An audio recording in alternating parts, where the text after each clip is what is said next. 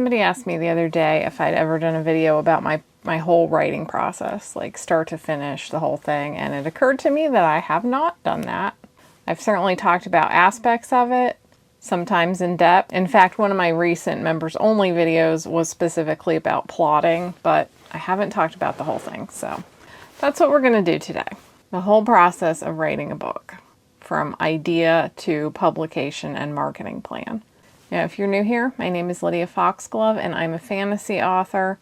I've been making my living as a writer since 2009, so I've written a lot of books. I've had a lot of experience, and my process has evolved somewhat over the years as I've just written more books, improved. This really goes for anybody, any experience level, but the process is going to be different for each person, and part of your process as a writer is going to be finding your process. So certainly don't take this as a template for what your own process needs to be, but I know people love process videos, so let's get into it. Of course, I start with an idea, and I found the ideas kind of come in two different categories for me. One is the kind that like hits me like a bolt of lightning out of nowhere, and this is usually more of a plot-driven idea.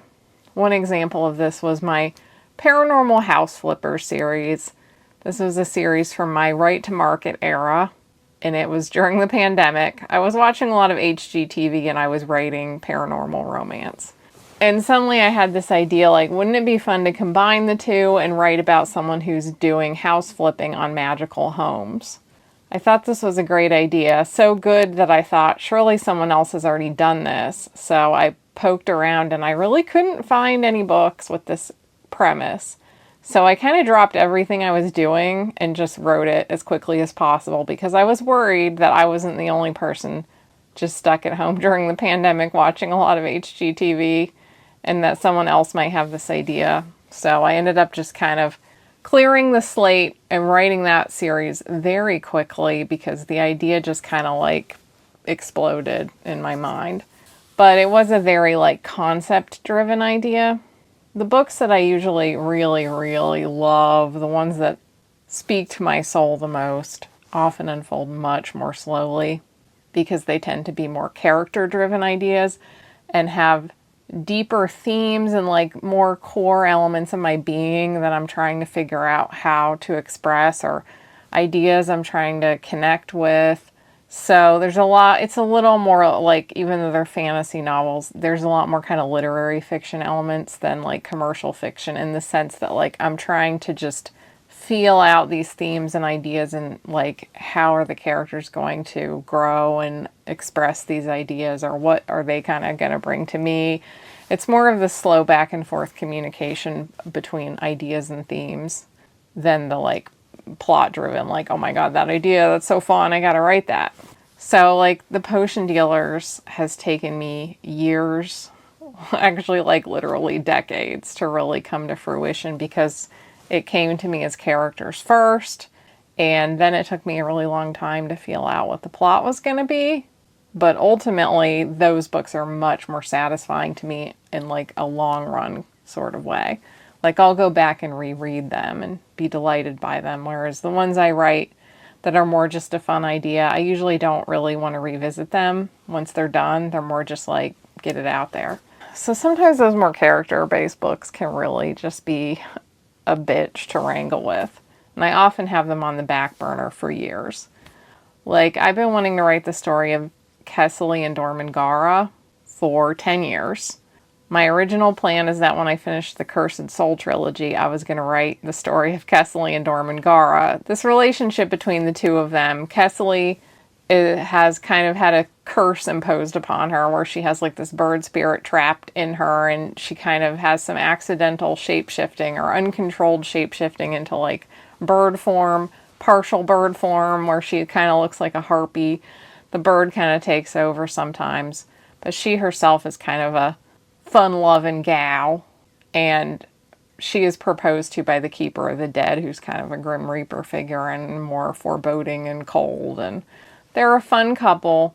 Their dynamics are fun. I have so much of what I want to do with them planned out, but there's like this awkward section of it between the initial meeting and what I want to do with them later. And I can't seem to figure out how to wrangle that part. And after 10 years of thinking about it, I still don't know. When I am actually able to sit down and write their story, like when they're truly next up in the queue again, probably gonna have to like drag out all my plot planning books and like really sit down and be like, what are you guys doing? What do I do with you two? So sometimes I'm plotting a book in like 10 minutes. Not really 10 minutes, but sometimes it happens so fast, the whole plot just bam. And other times, 10 years is not enough. Okay, so you get to the point where you finally kind of have the idea or enough of the idea. It's time for me to sit down, and I am a semi-plotter. I do love to write an outline, but I don't always stick to it. So I'm not going to get into the outline in too much depth because I just did a members only video on outlines. But the things for me is I sit down, I write the outline in a notebook by hand. The act of writing things on paper, pen and paper, it's different for me. I don't like to type this part. If I have the whole plot in mind, then I'll just write it. I'll just write down what I'm thinking. Here's what happens is this, there's the consequences of this, there's what happens next, here's here's how I'm going to wrap it up. Sometimes I just know and I just want to put it down before I forget it. Other times I'm still kind of feeling it out, and usually in that case I'll write down like, okay, here's like one sentence, main idea, here's all the main characters, here's where I want them to go or where I think they're going to go. I'll just write down the main idea, main plot arc, and each character's plot arc, and then I'll kind of start to feel my way through what can happen based on those. And in that case, sometimes I have to end up writing it down ultimately on like index cards or something where I can shuffle things around because maybe I have like certain scenes in my head, but I haven't figured out what order would make sense for them to go in. And now's the time to kind of sit down, figure all that stuff out, and hammer down a timeline. So now I have the outline, but I know I'm not probably going to stick to the outline, especially in a more character-driven book. I'm almost certainly not going to stick to the outline. But what I'm trying to do is get enough that I can begin to actually write and get a good chunk done before I get lost. And if you'd like to get a sense of some different writers' processes, it's time again for InkersCon. The InkersCon Digital Conference is coming up from May 30th to June 12th. Part of the reason that I love partnering with InkersCon is because I get access to their panels, and their panels really inspire me. There are a few things I want to get out of a conference. I want to learn some actionable things, which it always has done for me. I want to just be invigorated to get back to work, and it definitely does that for me. And I want things I already know but tend to forget to be reinforced, which it also definitely does for me. They have truly experienced working writers hosting their panels. You get 24 classes on writing, marketing, advertising, and business, as well as dozens of roundtable discussions and author Q&As. It is really packed with information on everything you could hope to know, especially if you're at a point where you're ready to take writing seriously. And you get these actionable, fluff-free classes. And you get access to these actionable, fluff-free classes for 6 years, so you can refer back to them over and over. Best of all, I have a $50 coupon for you guys. Click the link in the description or use the code COZYCreative26 when you're checking out to get access to InkersCon for only $199. And it also really helps out the channel. So I thank you very much if you sign up for InkersCon, and I hope you get a lot out of it. Please let me know how it went this year. So I start writing, and inevitably at some point I get stuck. It might be a third of the way through, it might be halfway through, but somewhere in the middle-ish or just past the beginning, I'm going to get stuck. The outline that I originally conceived is not going to quite work. So I've learned a few things about getting stuck over the years. The first things I always ask myself are, does this scene need to be here at all? Can I just cut it and move on? The other question is there a way that I can re-envision the scene so that I'm excited to write it rather than just like, bleh? Now, if neither of those two seem like they're going to fix it, it might be something a little more inherently structural. And this is where Sometimes you got to sit down, you got to kind of work it out. You might want to drag out one of your plotting books and kind of see, like, did I just miss something really obvious here? Think about what your character wants, what obstacles are standing in their way, you know, kind of your basic questions. The thing I found about getting stuck is that once you figure it out, it's usually something painfully obvious, but until you do, it can be the greatest puzzle of our times. I'm sure by the time I finally figure out this Castellan Dormangara plot, I'm going to be like, oh my god, why? This took me 10, 20 years to figure out. It was right there the whole time. What am I thinking? If you can't seem to figure it out on your own, this is where I often turn to Dade or one of my writer friends and just kind of, I'm like, hey, can I talk this out with you? They don't even necessarily have to have any great ideas. Like, if you're struggling to find people who are willing to, like, really help you, if you can just beg them to, like, let you talk at them half the time, I can solve it on my own just by talking it out with another person. There's something about, like, having to be accountable to another person's ear that sometimes is enough to fix things. But, you know, the more you work on plot problems, the better you get at solving them. But they also can continue to be a problem forever. Sometimes the things you think are going to work and that on paper seem like they should work just don't work. And a common question at this point is, if you keep running into plot problems and you keep realizing that your structure is inherently flawed, do you just forge onward and write it anyway, or do you keep going back and, like, changing things before over and over and, like, not really progressing very quickly? Only you can really answer that question, but I personally have to go back and fix things. I can't have a knowingly shaky foundation and keep building on it. I have to fix that first, and sometimes, especially when I was younger and I hadn't written that many books yet, it took a while. If you find that you can never finish anything, sometimes the best answer is to just try to write something simpler before you tackle the project that got out of hand. So you keep kind of working through that stuff. You keep progressing. I don't know why I'm saying you when this video is supposed to be about me, but when I say you, I actually mean me. I get near the end. This conversation just popped up on my Discord the other day, that when you're almost at the end, but you know some stuff is, like, not right, do you just write the end anyway, or do you fix the stuff? And quite a few people said just write the end anyway, but I am still I actually always stop before the end and I do an edit, a structural edit. Unless there's been a few books of mine that didn't really need a structural edit before I wrote the end, but if there's anything that is nagging me in the book that I know I'm going to have to go back and change, I do it at this point before I write the climax and resolution. When I write the end, I like to really feel the sense that this really is the end. I'm done. Like, I'm going to do more edits, but, like, I can stop, I can rest and feel like, okay, that draft, it's done. There's nothing really bothering me yet. But this method is not for everyone.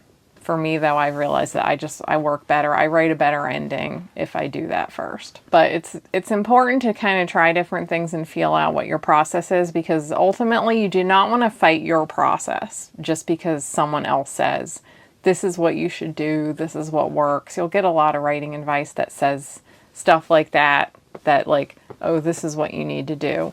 You got to try things, but ultimately you have to find your own process. And once you start to know what that is, that's it. So once this first draft, or it's not even really a first draft, I've usually kind of edited it along the way, but kind of the first final draft is done, then put it aside for a little while. I usually start working on something else, maybe for a week or so, just to kind of, like, refresh the brain, see if there's anything that kind of starts to nag at me about that book, or sometimes even I'll just start to think of, like, little fun things to add to scenes. Like, maybe I wrote a scene in there somewhere and it worked, but I feel like it could have used a little extra something. Sometimes then, by setting it aside, that's when those little scenes, the extra life, will come into my mind and I can go back and add it. Other times there's little things where I'm like, I probably need to change that. So after I've let it kind of sit for a bit, I will reread it. I usually read it aloud to Dade. and he might have a few things to suggest, and I will also make a list as I go of things that are like, gonna tighten this scene a little, gotta fix this one, gotta add a little more emotion here, or, sometimes they're even bigger things than that. But whatever it is that I feel needs to be done, I'll kind of make a game plan of what the next round of edits are gonna look like. And I'll usually just jump right in and do them. I do a lot of editing as I'm writing, so usually I also do line edits along with the kind of more developmental edits at this stage. But if you write messier first drafts, you probably want to do a full like developmental, full second draft, or however many drafts you're on edit at this point before you start fussing with line edits. But for me, I do them at the same time. And I usually print it out and I read it aloud to Dade again.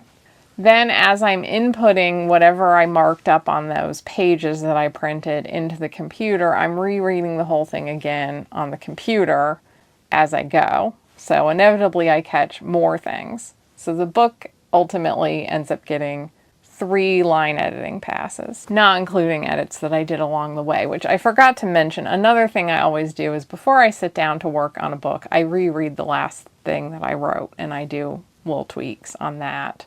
So ultimately you end up with 4 line editing passes, and yet somehow like 20 typos will still slip into the book. So now it's time to send it to like ARC reader / final reader kind of people. Some people have a beta reader phase, and I haven't done a beta reader phase in a while because you only have so many readers unless you're very popular. So I have generally not done beta readers because it's like I don't have enough readers to ask you guys to do a beta read and an ARC read. And I feel confident enough in the stories I want to tell and my ability to tell them that I have generally not done beta reads in a while. But I would not recommend that if you're really new. You definitely want critique partners and beta reads when you're on your first 10 books. I don't know. I'm not sure when I stopped doing beta reads, but it was many, many books in. So these initial readers, I will always tell them you do not have to look for typos or little inconsistencies. But if that's your jam, you like to mention them, feel free. Inevitably, people will find those 20 typos or whatever that I missed after 3 passes. I'll fix those.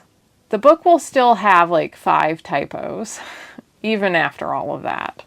At this point, some people run it through some kind of AI or Grammarly, writer aid like that, but I have not done that. And at this point, I don't even think that I will, because now I'm sort of like, if a book has some flaws, maybe that's how you know that an AI didn't write it. But I have tried Grammarly, like back in the day before AI was really a thing, and I feel like I didn't make enough mistakes that I really wanted to change for it to seem like it was worth the subscription. And it also flags so many things that you kind of have to go through that it's like, no, I meant to do that. I don't want to fix that. So it was just like a lot of time suck to catch like 5 typos.